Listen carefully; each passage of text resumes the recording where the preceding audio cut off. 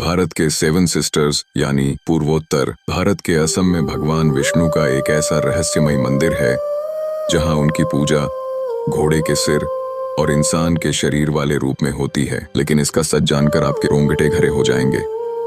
कहते हैं यह वही जगह है जहां भगवान ने दो भयानक दैत्यों को मारकर उनकी ही लाशों से बनी ठोस जमीन पर विश्राम किया था। आखिर क्या है यह पूरी कहानी, चलिए जानते हैं। कहानी शुरू होती है सृष्टि के आरंभ से। उस समय चारों ओर केवल गहरा पानी था। भगवान विष्णु की नाभि से निकले कमल पर ब्रह्मा जी प्रकट हुए। उन्हें सृष्टि बनाने का संकेत मिला और भगवान ने उन्हें चारों वेद प्रदान किए जो सृष्टि रचना का ब्लूप्रिंट यानी मूल ज्ञान थे। ब्रह्मा जी ने सृष्टि निर्माण के लिए हजारों वर्षों तक कठोर तपस्या शुरू कर दी। ब्रह्मा जी तपस्या में लीन थे, तभी एक अनहोनी हुई। भगवान विष्णु के कानों के मैल से दो भयानक असुरों का जन्म हुआ। मधु और कैटब हजारों साल तक पानी में रहने के बाद जब उन्हें भूख लगी तो उनकी नजर ब्रह्मा जी पर पड़ी। उन्होंने ब्रह्मा जी पर हमला किया, उनसे पवित्र वेद छीन लिए और उस अथाह समुद्र की गहराइयों में जाकर छिप गए। वेदों के बिना ब्रह्मा जी लाचार हो गए और सृष्टि का काम रुक गया। ब्रह्मा जी घबराकर विष्णु जी की शरण में गए, लेकिन समस्या बहुत बड़ी थी। मधु और कैटब ने तपस्या करके देवी महाशक्ति से इच्छा मृत्यु का वरदान पा लिया था, यानी वे अपनी मर्जी के बिना मर नहीं सकते थे। तब वेदों को वापस लाने के लिए विष्णु जी ने हयग्रीव अवतार लिया।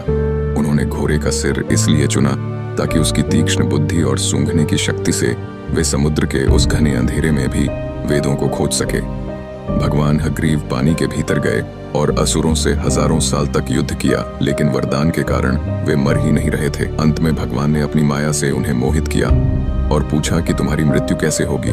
असुरों ने अहंकार में शर्त रखी, हमें वहां मारो जहां पानी ना हो, एकदम सूखी जगह। पूरी दुनिया में तो पानी ही पानी था। तब भगवान ने अपना विराट रूप धारण किया, अपनी विशाल जांघों को पानी से ऊपर उठाया और कहा, मेरी जांघें सूखी हैं, और वहीं उन दोनों का वध कर दिया। मरने के बाद उन विशाल काय दैत्यों के शरीर से जो भारी मेद यानी चर्बी निकली वह जम गई और उसी से यह ठोस धरती बनी। इसीलिए पृथ्वी को मेदिनी कहते हैं। युद्ध के बाद थके हुए भगवान हयग्रीव ने इसी नई बनी जमीन पर असम के मणिकूट पर्वत पर विश्राम किया। उन्होंने वेद ब्रह्मा जी को लौटाए और ज्ञान की पुनः स्थापना की। इसीलिए हयग्रीव भगवान को आज भी बुद्धि और तर्क का देवता माना जाता है।